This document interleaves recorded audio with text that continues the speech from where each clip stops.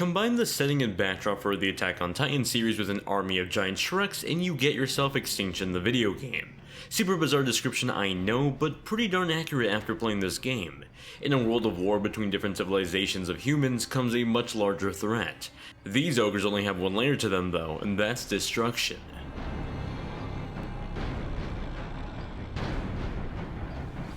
Jokes aside, Extinction is very much the backdrop from Attack on Titan, but with ogres.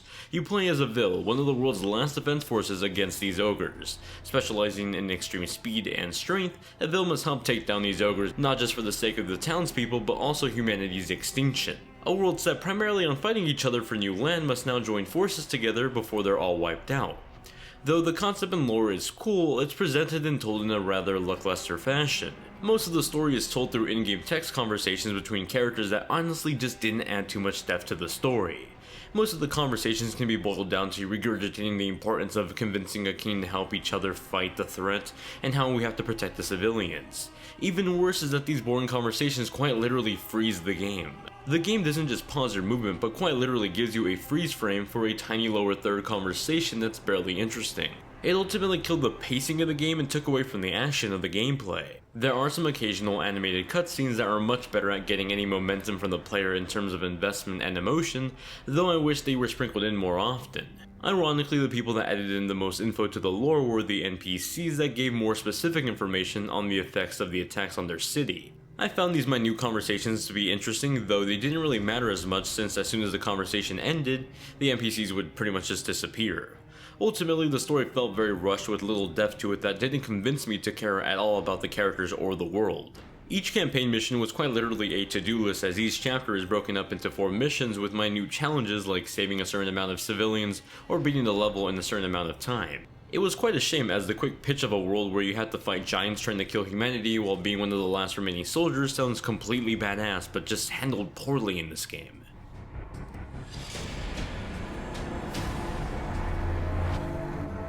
Extinction offers a number of different game modes that ultimately revolve around the idea of slaying these giant ogres.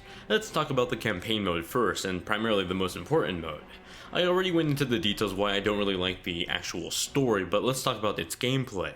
You have a total of 7 chapters, with each one being roughly 4 submissions. Each of these missions have a primary objective like saving a certain amount of civilians or taking down all the giant ogres in the city. Additionally, there are bonus objectives that are essentially just challenges. These can consist of killing a certain amount of smaller ogre grunts, or rescue a certain amount of civilians, or just beating the level in a certain amount of time. These missions are pretty straightforward. They drop you into the sandbox world filled with destructible buildings, civilians, smaller ogre grunts, and of course the larger main objective ogres. The gameplay UI is straightforward as well and easy to take a grasp on. At the top right of the screen is the state of the city. This includes the environment, buildings, and civilians. As ogres destroy the city and kill civilians, that percentage drops down. If it reaches 0, it's game over and you'll have to restart the level. At the bottom of that is your map that shows your health represented in red and your kill streak represented in orange. Jumping into a match, you pretty much are tasked with balancing saving the city from complete destruction while also taking down the ogres attacking. You'll see civilians marked in blue on your map. They tend to be around crystals that you'll have to stand near and activate in order to teleport the civilians to safety. However, these areas attract grunts, so typically you'll have to fight them off first or just cleverly maneuver your way around them. Fighting these enemies off feels like a hack and slash game, though very limited in combat and execution. You essentially have one attack button and just repeat it continuously with slight variations if you're fighting on ground or in the air.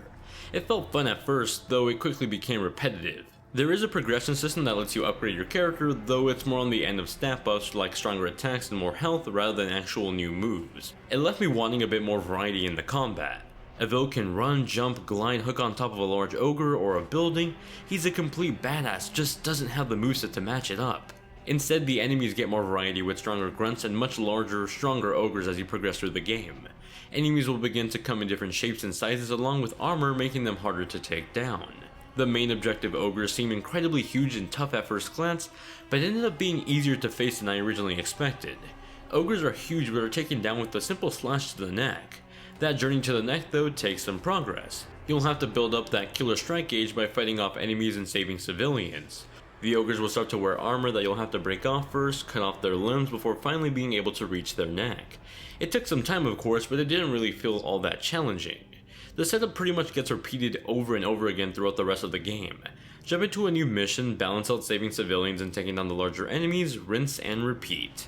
The environments change, your characters get some slight stat buffs with the XP gain, but somehow, a game with a great setup for a story and gameplay formula messes it up. The gameplay is incredibly repetitive and puts it at the forefront over narrative-driven gameplay and design. If you're going to do that, you're going to want to at least make sure the repetition is fun to some extent, and in this case it certainly isn't. It's quite literally the same sort of fun factor formula with Sea of Thieves, though this one only lasted a few hours. Outside of the main campaign mode, you do have some bonus modes though.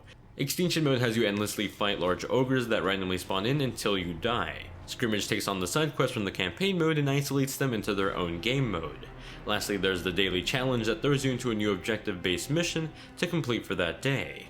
Each one of these bonus modes are just sections of the campaign mode ripped out to become its own mode, not really adding that much depth to the gameplay that was already pretty lackluster.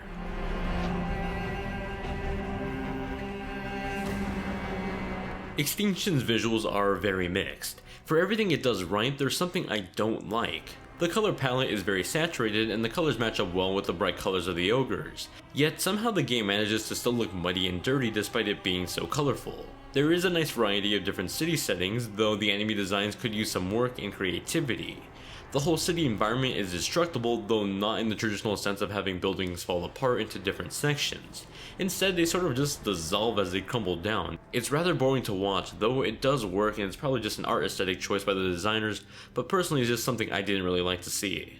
There's also the issue of some things having collision detection and others not without a real given rule. Because of that, I experienced a number of moments where the camera just breaks through a building or an enemy. What this game does excel at is running pretty well on PC. Even on pretty minimal modern hardware in a 2018 game, I was able to get this game to run at max settings with the frame rate well above 60 frames per second. It's incredibly well optimized for PC, which is why I was pretty surprised to see it lock at 30 FPS on Xbox One and PS4. With the performance I was getting on PC, I at least expected 60 FPS on console. Perhaps it'll come at a later date with a patch, but at the moment it's missing at launch.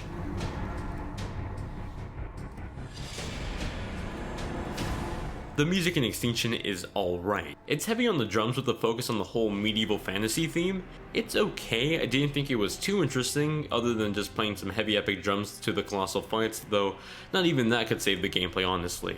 The sound design was mostly well done with a nice fast swoosh sound attached to every strong sword swing. It was like Yondu's arrow from Guardians of the Galaxy hitting alongside every sword swing. It was pretty cool.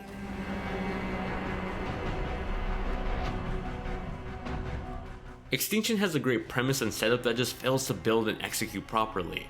While reviewing this game, I described to my roommate a game where you're a badass soldier tasked with saving civilians from titan-like ogres, complete with the progression system for combat, ogres that you can cut through, and fully destructible environments. They were pretty much sold off on that pitch. That was before I went into the more specific details and demonstration of the gameplay and the lacking story.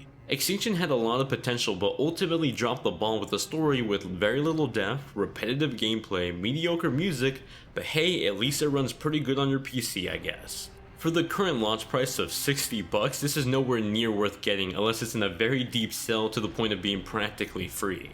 That does it for my review of Extinction for the PS4, Xbox One, and PC. If you do have any questions about the game or any upcoming games you'd like me to review, let me know ahead of time in the comments down below. If you enjoyed the video, then give it a like and hit that bell icon next to the subscribe button to be notified when I make a new video.